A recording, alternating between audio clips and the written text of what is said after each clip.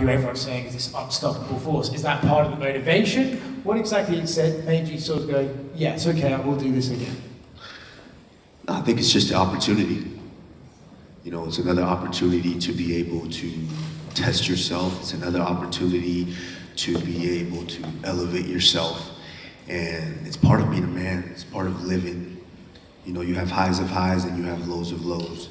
And living is being able to get up and get back on that horse and test yourself like that again. I mean, most people won't be able to guess what my favorite fight is that I've been in. Can anyone guess what that fight is?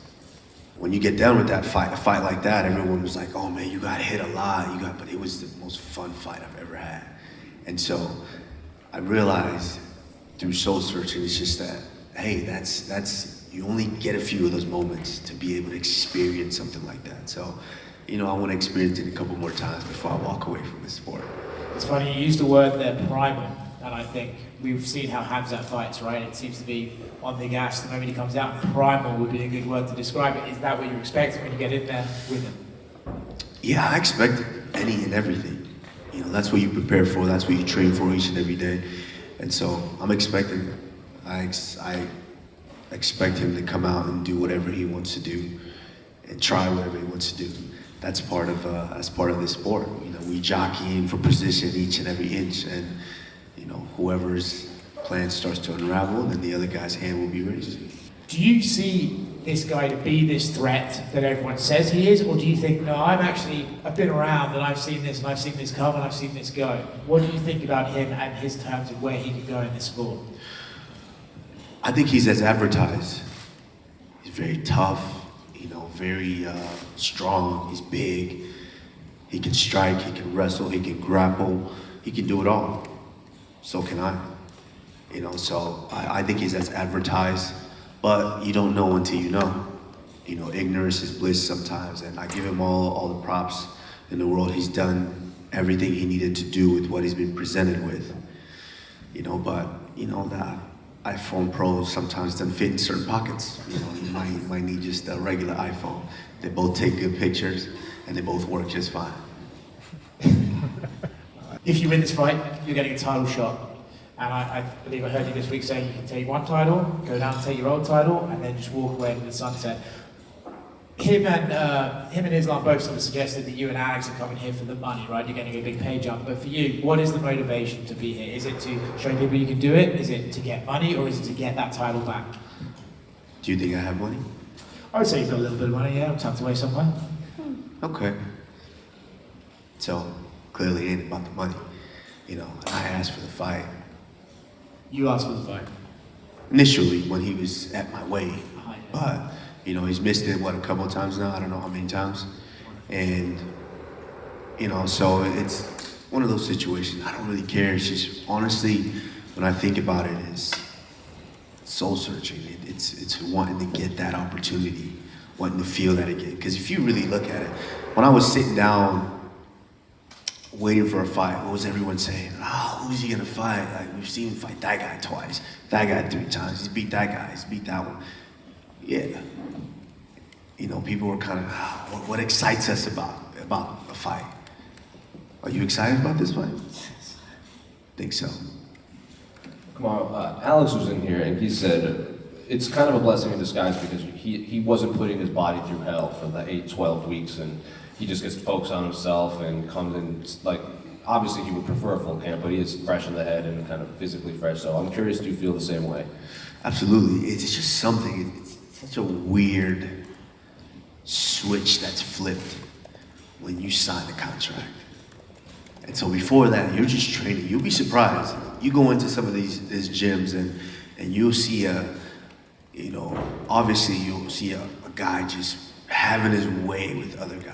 Training. If it's a guy that's preparing for a fight, you're just kicking the shit out of him. You're just doing whatever you want with them.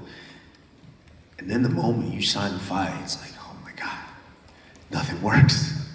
It's just a switch that goes off in your head. And so we didn't have to make that switch this time. We was in the gym just, you know, doing what we do. This is our career. We're not just sitting at home and doing absolutely nothing. You know, we're in the gym, we're learning, we're growing. And when the opportunity came, took a little second to think about it. I'm like, yeah, let's do it.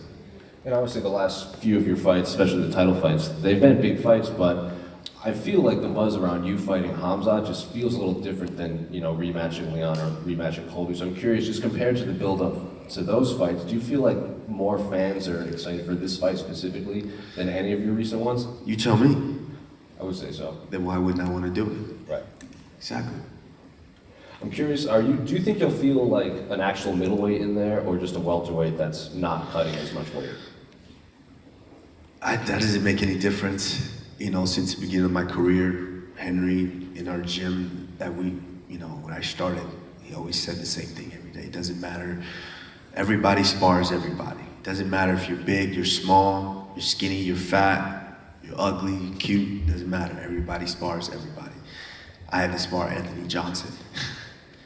I had to spar Anthony Johnson for a lot of my career and his career. So it doesn't matter.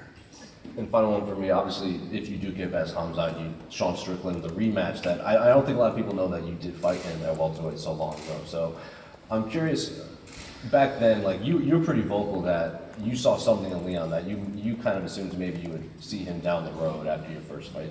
Was there any part of you that after you beat Sean the first time that maybe I would see Sean Strickland again down the road and would be in a UFC title fight? I don't think of it like that. I think of it when I reflect.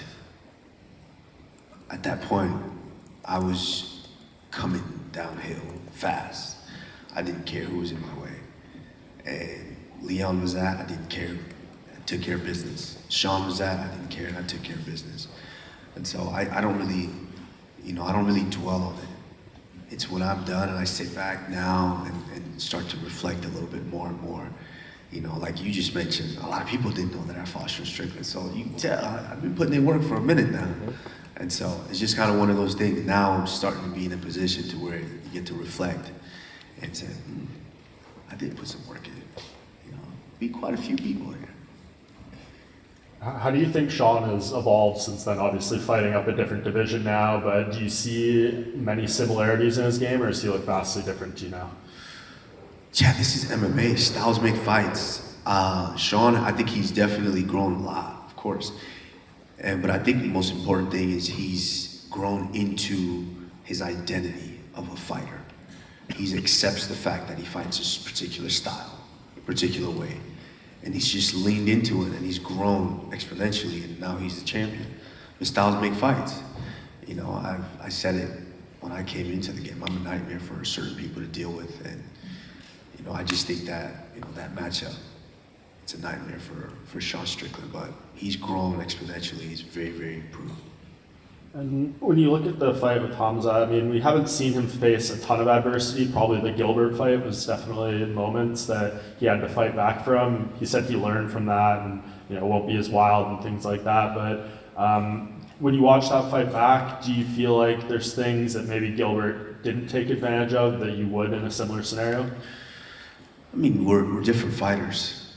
Gilbert Burns is a hell of a fighter, great fighter, but I'm a different fighter. So my fight IQ, the way I see certain things or just compute certain things in the fight are slightly different. So, it is what it is. And if Hamza is the true contender and potential future star that I think he could be, then hopefully he learned from that. But we'll find out Saturday. And in this fight, you will have Henry Hooft in your corner, as well as Trevor Whitman for the first time. How do you think that's going to manifest itself? What kind of confidence does it give you having those two voices behind you on a fight night? Great confidence. I think, all through life, all through my career, now when I reflect, I'm like, I've always been blessed to be in front of men that pour into me in a certain way, that kind of help push me further in my journey of life. And to be able to stumble into the gym and have a Henry Hooft build the foundation, and then somehow run into Trevor Whitman and meet him to where, you can find a coach that can kind of fine tune and hone into certain things. And to have both of them, they're very, very different in their approach, but they're both different approaches that speak to me. and get me to react a certain way. So I'm thrilled. I'm excited. I want to see how it works because sometimes I need a drill sergeant, and sometimes I need a friend to talk to me. So we'll see how that goes. And Francis Ngannou is fighting next weekend in Saudi Arabia. Are you going to go from here to there? I'm trying to. We'll see. I try not to make too many plans. I did that once. It worked out actually. I had a GQ shoot right after New York, so I try not to make too many plans right after a fight because you never know what's gonna happen. So, but of course, I would love to get out there and support Francis. Francis has been my brother since we both got into the UFC. I think our actual first official fight was the same card in the UFC. So, yeah, I would love to support him, and there's a lot of people kind of doubting him, just like people doubt me, people doubt us. That's life. They doubt us each and every day, but as long as you're blessed with 2 arms, 2 feet, and you can step in there, anything can happen. And just last thing, if you win this fight, go on to rematch Sean Strickland, win that, there's a whole plethora of other guys, but it just seems like Dricus du Plessis is the #1 contender, and you've had words about him in the past. Would that be a fight that you would relish? Absolutely. I don't say no to fights, clearly. So 100% it could happen. I could also go down and take that belt back, so you never know. I mean, what a way to go out, huh? Move up, grab that belt, go back down, grab that one too, throw up some fingers, walk away. And you mentioned going down, last one for me. If Colby beats Leon, would that be kind of like a weird thing for you to compute, considering you've beaten him twice, and then what happened with Leon? No, like I just told you, the plans. Go grab this one real quick, keep you warm before Izzy come back, and go down and grab that one too. Kamaru, over here. Hi. You boast a 97% takedown defense rate. Do you think Hamza will be able to take you down, and how do you envision this fight going? Because sometimes 2 grapplers could neutralize each other, but we've seen you stand and trade too, and so we've seen him as well. I don't know. Doesn't really matter to me. Some guys wrestle, some guys don't. I mean, I fought Colby Covington the first fight. None of us took a shot. Fought Leon Edwards. He took a couple of shots. It's like, so it doesn't really check out. It doesn't matter if he tries to take me down. Good. If he doesn't, good. And what do you think of his striking? It's good. Very good. Good striking. Good wrestling. Good grappling. Good endurance so far. So it's all good. We'll see how it plays out on Saturday. Just one more for me.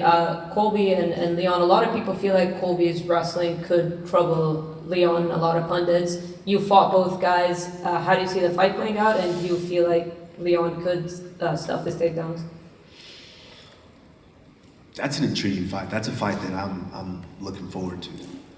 Just because I'm a fan of high-level fighting, and I'm a fan of both guys. And so that's a fight that I'm definitely looking forward to. Colby is, styles make fights, and MMA math doesn't really check out. So we'll see how that plays out. But, I think Leon's a bit underrated, and just kind of, he's a bit underrated. And Covington as well. I think his striking's a bit underrated too. So we'll see how that checks out for sure. I'll be excited.